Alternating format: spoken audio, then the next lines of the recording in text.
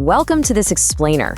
Today, we're diving straight into unpacking the invisible global battle over tiny slivers of silicon that quietly dictate our modern geopolitics. This is a story that literally touches every single piece of technology you've ever held, yet it's driven by a massive conflict that very few people truly understand. We're talking about a resource that is arguably bigger than oil, more dangerous than most military standoffs, and it is happening right now. We have a massive amount of ground to cover today, so here is our roadmap. First, the Silicon Foundation. Then, the Great Tech Blockade. Third, Taiwan's Silicon Shield. Fourth, China Strikes Back. Fifth, the Global Silicon Scramble. And finally, AI, Weapons, and Tomorrow. Let's get right into it. Section 1. The Silicon Foundation. So what actually is a semiconductor? Well, at its core, it's a mind-bogglingly complex arrangement of transistors acting like billions of microscopic light switches. By precisely controlling when this material conducts or blocks electricity, we can process information. Now, it sounds pretty simple in theory, right? But in practice, it is honestly the most precise manufacturing process human beings have ever achieved. To really wrap your head around the sheer scale of this technology, consider this. A single strand of human hair is about 80,000 nanometers wide. The most cutting-edge chips today, they have features that are just a few nanometers across. We are literally talking about building structural pathways at the scale of just a few dozen atoms. It's almost unimaginable. And to build something that impossibly small requires an extreme ultraviolet lithography machine. Now, there is only one company on Earth that makes these, and that's ASML in the Netherlands. A single one of these machines costs roughly $150 million, weighs as much as a fully loaded cargo plane. So yeah, good luck getting that on Prime delivery. And it uses lasers to vaporize molten tin 20,000 times per second. It is, without a doubt, the single most complex machine ever built by human civilization. Moving on to Section 2, the Great Tech Blockade. The United States relies on what they call a small yard, high fence approach. They're aggressively attempting to freeze China's technological development. But, the rules surrounding massive companies like NVIDIA have been a chaotic roller coaster of bans, sudden reversals, and conditional approvals over the last few years. So why does this constant back and forth actually matter? It's all about the volatility costs. This zigzagging of export policies creates incredibly costly uncertainty. Major technology companies absolutely need stable, long-term supply chains to function. When the policy environment proves it can just flip dramatically within a matter of months, it creates huge hesitancy in procurement, precisely when global demand is at an all-time high. Which brings us to Section 3, Taiwan's Silicon Shield. Now, this is a staggering reality.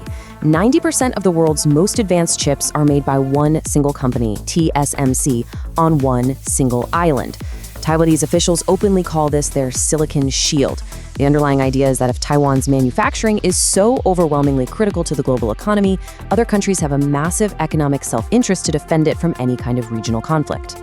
But because any conflict in the Taiwan Strait would completely shatter the global economy, TSMC is now frantically diversifying.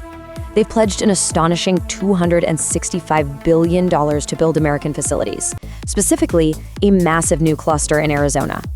The entire goal here is to reduce this terrifying single point of failure by bringing a large chunk of that critical supply chain right onto American soil. Next up, Section 4, China Strikes Back. Directly mirroring TSMC's manufacturing dominance is China's own terrifying choke point. They currently control roughly 98% of global rare earth processing. These minerals, things like gallium and germanium, are absolutely essential inputs, not just for commercial semiconductors, but for advanced military and defense systems worldwide. And China has leveraged this exact dominance as what analysts call a one-shot bazooka. By aggressively restricting these critical mineral exports for military use, they instantly sent global material prices skyrocketing. It's a very potent form of leverage because it strikes directly at core military supply chains rather than just impacting your everyday consumer electronics. Simultaneously, China is pouring endless resources into indigenous self-sufficiency. They are successfully marching through major milestones to produce 7-nanometer chips completely without American technology. Now, it's important to point out that they still face severe manufacturing yield issues, meaning a lot of the chips come out defective and are super expensive to make, but their technical progress under pressure is undeniably accelerating. let's look at how the rest of the world is reacting in Section 5, the global silicon scramble. The sheer scale of state interventions happening worldwide right now is staggering. The Japanese government is throwing up to $65 billion behind Rapidus. The US took an almost unprecedented direct 10% equity stake in Intel to secure domestic production. In South Korea, they are building a mind-blowing $1 trillion joint memory manufacturing cluster. We are witnessing industrial policy on a scale we haven't seen in generations. However, there is a really fascinating catch here. The EU and Japan are facing a very tricky strategic dilemma. See, they are heavily subsidizing these wildly expensive domestic fabrication plants to secure their own supply chains. But because the overwhelming concentration of AI data center demand is located in the US, the resulting physical chips will likely just be exported straight back to American companies anyway. And speaking of AI data centers, South Korea's SK Hynix is absolutely cornering the high bandwidth memory market. This directly explains the so what for you and me, because memory suppliers are prioritizing these highly lucrative AI data center chips over literally everything else. Everyday consumer electronics like PC graphics cards are suddenly facing severe supply shortages. The AI boom is actively eating the consumer supply chain. Finally, we arrive at Section 6, AI, Weapons, and Tomorrow. When we talk about national security, this chilling list of applications is exactly why this all matters.